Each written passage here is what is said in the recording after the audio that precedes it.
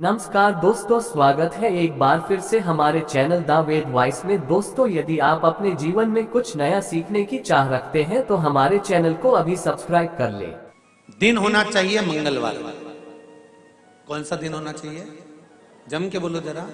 मंगलवार का। विवाह शादी में देरी हो रही हो, या कोई नया कार्य चालू कर रहे हो उसमें देरी हो रही हो, या कोई सर्विस के लिए नौकरी के लिए जा रहे हो और वो कार्य नहीं हो रहा हो, तो एक धतूरा, केवल एक धतूरा, उस धतूरे को फोड़कर उसके अंदर का फल निकालकर उस फल को शिवलिंग पर चढ़ाकर एक लोटा जल शंकर भगवान को समर्पित कर आइए। दिन होना चाहिए मंगलवार। कौन सा दिन होना चाहिए? जम के बोलो जरा। मंगलवार का समर्पित करो। उसके बाद में आप विवाह के लिए अगर समर्पित करें हैं तो विवाह में देरी नहीं होगी। व्यवसाय और व्यापार के लिए या नौकरी के लिए समर्पित करें हैं तो उसमें देरी नहीं। तुम जिस दिए में भगवान की आरती उतारते हो, जिस दिए से तुम भगवान की पूजन करते हो, उस दिए की बत्ती को नीचे डाल दीजिए और उस दिए को पानी की बाल्टी में धो दीजिए। कौन सी बाल्टी में? जिस बाल्टी के पानी से आप बच्चे को स्नान करा सको। मारा केवल भगवान पर से ले जाकर, पास में से ले जाकर उस बाल्टी में थोड़ी देर डाल दो और उस बाल्टी के पानी से उस बच्चे को स्नान करा दीजिए। 15 से 20 मिनट, आधा घंटा लगेगा, बच्चे का बुखार पूरा उतर जाएगा। इतना विधान है दीप का। जब आप पशुपति व्रत कर रहे हो या कोई नियम धारण कर रहे हो या कोई आपने नियम उठा रखा है और वो कार्य आपका हो ही नहीं रहा, आपने 2 बार पशुपति व्रत कर लिए, आपने ये कर लिया, आपने प्रदोष कर लिया, आपने सोमवार कर लिया, आपने सारे अनुष्ठान कर लिए, बहुत सारे उपाय भी करे तो भी नहीं हो रहा है, तो इस बीच वाली पत्ती पर शहद लगाकर बाबा का जो शिवलिंग है उस शिवलिंग को इसको छुआ दीजिए या उससे चिपका दीजिए और उस पर अपनी हथेली रखकर कामना कर कर वापिस घर को आ जाइए। बाबा आपकी वो मुराद शीघ्र 3 महीने के अंदर पूरा कर ही देता है, ये पक्का। तो 3 नियम अपनी जिंदगी में धारण कर लें। अगर ठेला लगा रहे हैं रोड पर, अगर आपके पास में कोई व्यापार नहीं, कोई दुकान नहीं, कोई सर्विस नहीं, कोई नौकरी नहीं, 3 नियम जिंदगी में। पहला, एक बार जिंदगी में पशुपति व्रत अवश्य करो। दूसरा, प्रत्येक प्रदोष एक शंकर जी के मंदिर में दिया और एक अपने घर के दरवाजे पर दिया अवश्य लगाओ, प्रत्येक प्रदोष।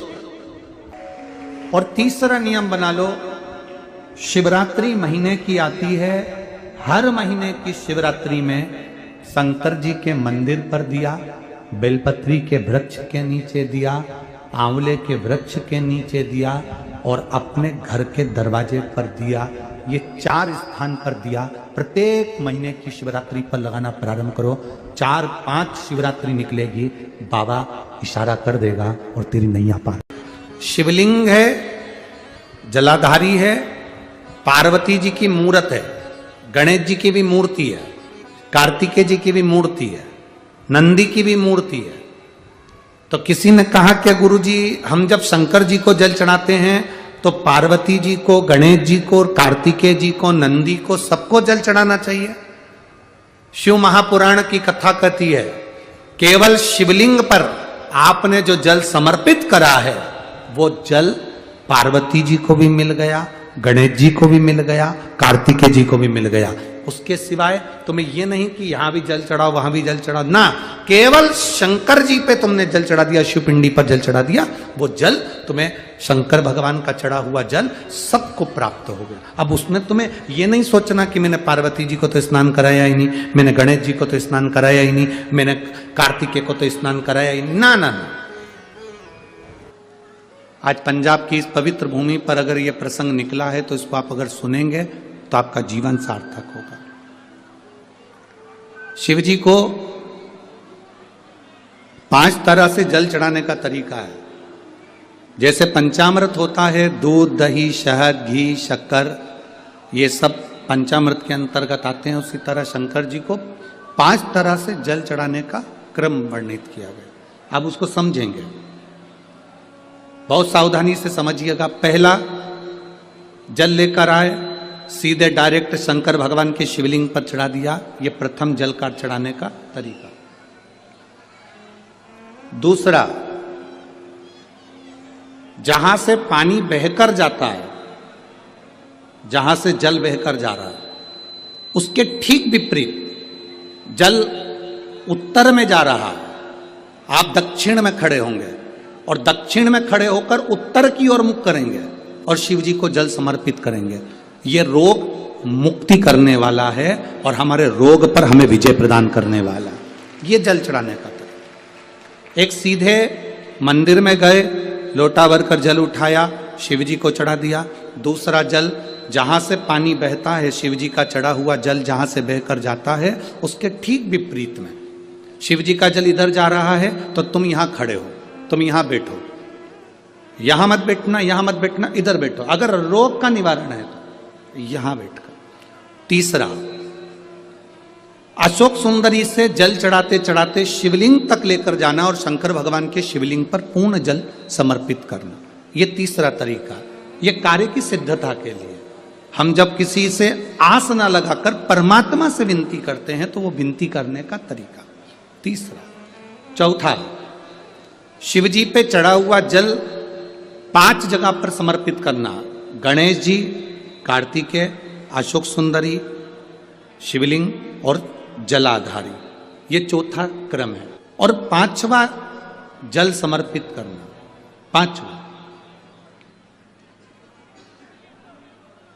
5वें नंबर का जल।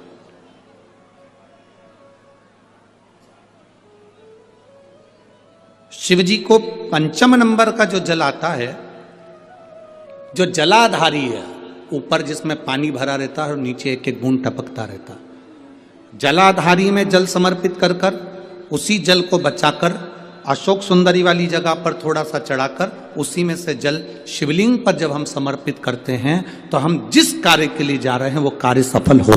धतूरे का जो पुष्प है उसको 2 जगह पर समर्पित किया जाता है। अशोक सुंदरी के स्थान पर जो खिला हुआ भाग है उसको इस तरह से रखते हैं कि शिवलिंग की ओर उसका खिला भाग जाए, और डंडी का भाग इधर गणेश जी, कार्तिकेय जी और 33 कोटि जो देवी देवता हैं उस ओर उसका भाग जाए। एक। दूसरा, शिवलिंग पर जब हम धतूरे का पुष्प समर्पित करते हैं तो उस फूल का खिला हुआ जो भाग होता है उसका मुख हमारी ओर होना चाहिए। बहुत अंतर है महाराज। कनेर का पुष्प इससे विपरीत में चलता है। कनेर का जो पुष्प होता है उसकी डंडी का मुख हम अपनी ओर रख लेते हैं और खिला हुआ भाग महादेव की ओर कर देते हैं। कहते हैं जिसका व्यापार ना चले, व्यवसाय ना चल रहा हो, बहुत ज्यादा कष्ट में जीवन निकल रहा हो और बहुत ही ज्यादा तकलीफ हो रही हो, तो धतूरे को हल्दी में डुबोकर शंकर भगवान को 12 बजे समर्पित करें। उस धतूरे को वापस उठा लाएं 5-10 मिनट के बाद, श्री शिवाय नमस्तुभ्यम बोलकर लाल कपड़े में उसको बांधकर व्यापार वाली जगह में कहीं पर भी उसको बांध दिया जाए।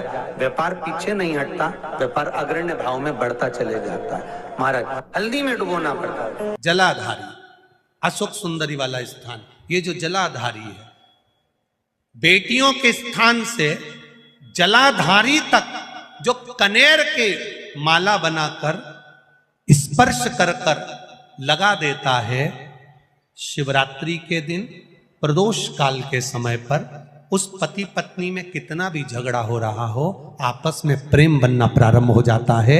अदालत का केस धीरे धीरे समाप्त हो। ये भी अलग अलग होता है।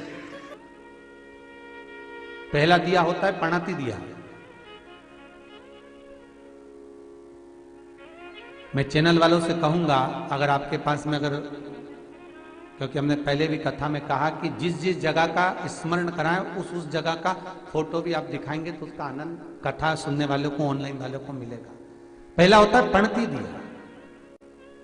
ये पणती दिया मट्टी का दीप, जिस दीप के अग्रभाग को थोड़ा सा बड़ा कर दिया जाता है, उसको पणती दिया कहते हैं। ये पणती दिया जब भी भगवान के सामने लगाया जाता है तो इस दिए को सम्मुख में जब रखा जाता है तो दिए का जो लोकी मुख होता है वो अपनी ओर होना चाहिए। पणती दिए की जो लो है बाती है उसका मुख अपनी ओर होना चाहिए। विष्णु पुराण कहती है अगर इस दिए की बाती भगवान की ओर रहती है तो हमें तपन की अनुभूति होती है, पर इस दिए की बाती जब हमारी ओर होती है तो हमारे शरीर में कोई बड़ी बीमारी आने वाली होती है तो वो कट जाती है, हमारा पणती। विष्णु पुराण में दूसरा दीप कहा गया है निरांजन दीप।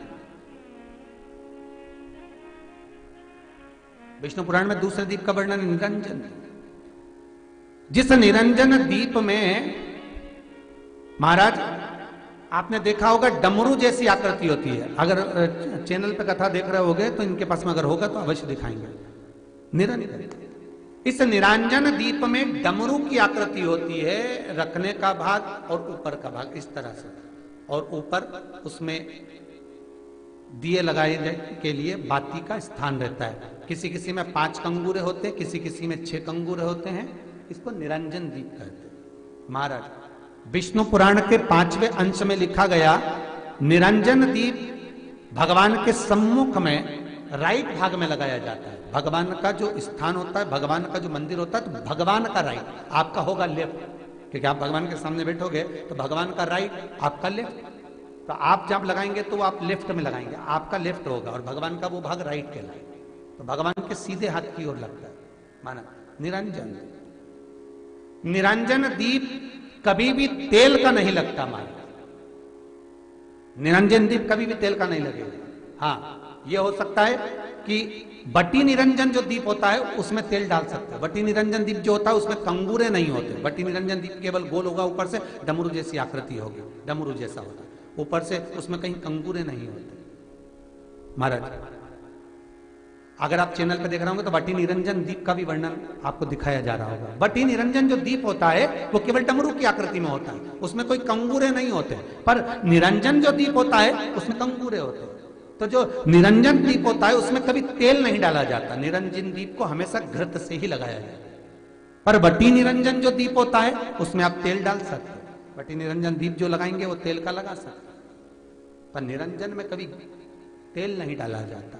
क्यों नहीं डालते? विष्णु पुराण कहती है निरंजन दीप के अंदर अगर तेल की बाती लगाकर लगाया जाता है तो 1 रुपया कमाते हैं, 1.25 रुपये खर्च होगा।